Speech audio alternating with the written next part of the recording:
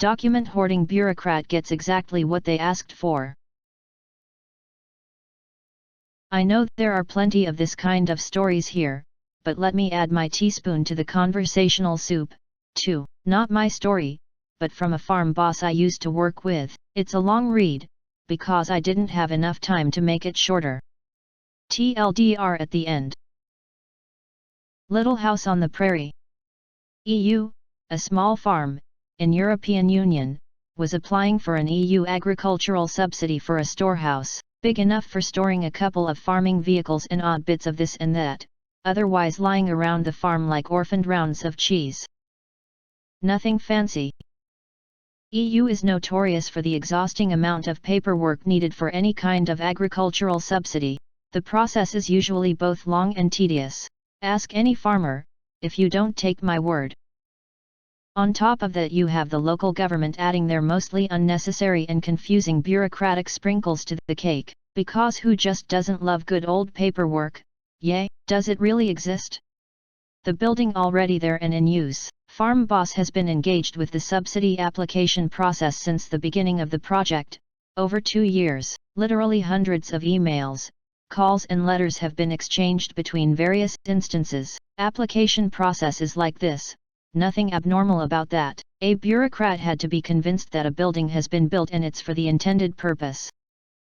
Note, a building permit, a proof of a bank loan, the building inspector's report and photographs of the actual building were not enough evidence. Apparently, a storehouse doesn't stand on its concrete foundation, housing farming equipment and material, before a bureaucrat acknowledges the matter. An existential crisis of architectural sorts, I suppose. Finally, after much struggle and convincing, a bureaucrat acknowledged officially that a storehouse has been built and it's used for its intended purpose.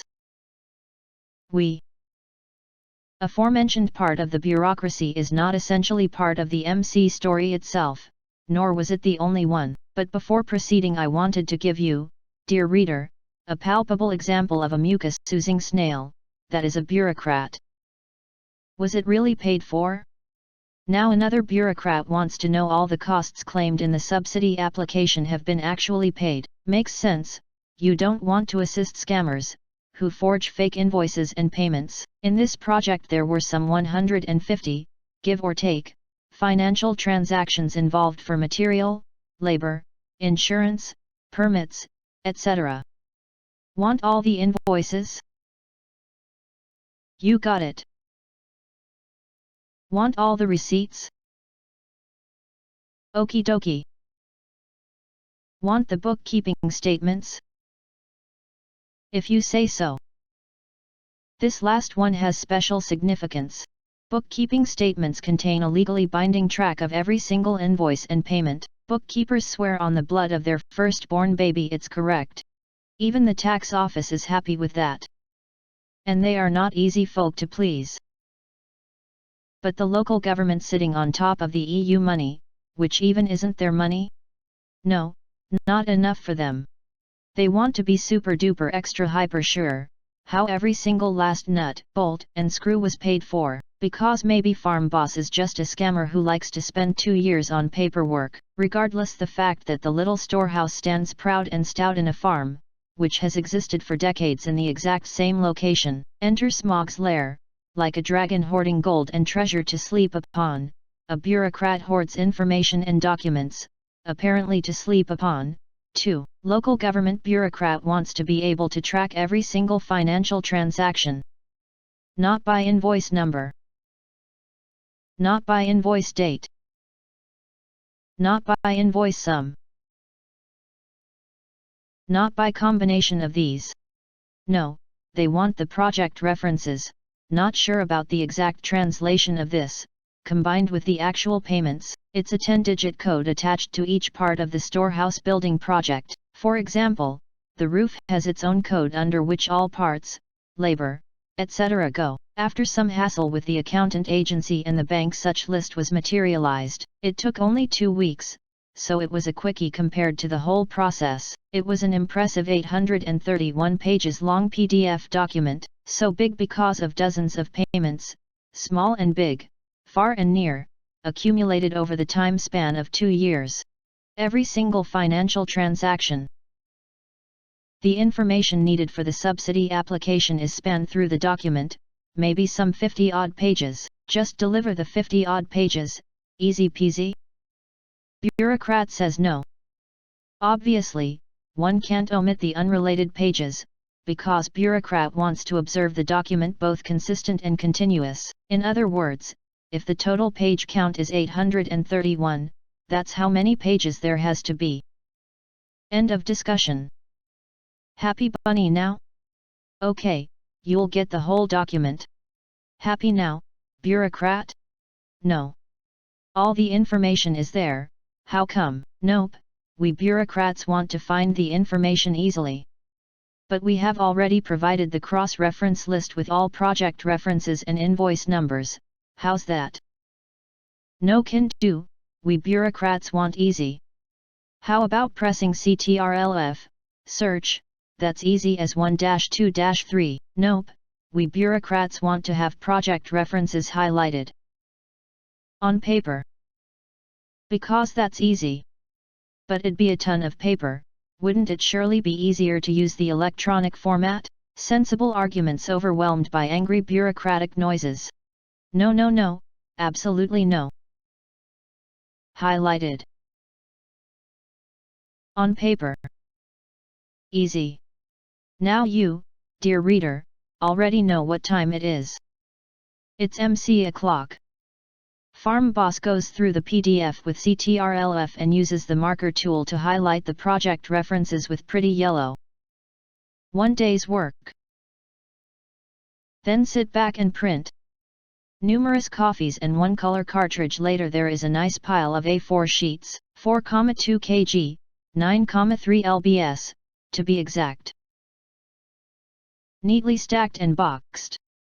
Sent as a registered letter, also a bureaucratic requirement, to the bureaucrat in need of an easy documentation. Have fun browsing through papers searching for the project references, one by one, all by hand. Aftermath. For Farm Boss this was just another day in the never-ending bureaucratic jungle, exhausting and stressful. If you think being a farmer is easy, you apparently don't know any farmers. I take my hat off for them any day of the week. What comes to this particular bureaucrat in question, well, they never asked for a single document more. TLDR, a farm applying for an EU agricultural subsidy delivers 831 pages long document printed, as per local bureaucrat's exact request. Now to the comments. The laughable part is that the bureaucrat probably just scanned the entire thing as a PDF and didn't even check it. That's the true essence of bureaucracy, lol. Surely you mean scanned as JPEGs and saved each image in a separate page in a Word document? I am unreasonably pissed off by this comment. In America, instead of asking for all the documentation we would ask for parts of it faxed in, then claim the parts we needed were never received and repeat ad nauseum until the applicant hopefully gives up. No, no, no. You ask for Y parts to be faxed. That takes 4 weeks to process. Then you say you also need Z parts. That also takes 4 weeks to process. But 2 weeks before that, the fax for Y parts expired. It's only good for 6 weeks. So you say you need those again. Oh wait. 4 weeks later we also need Q.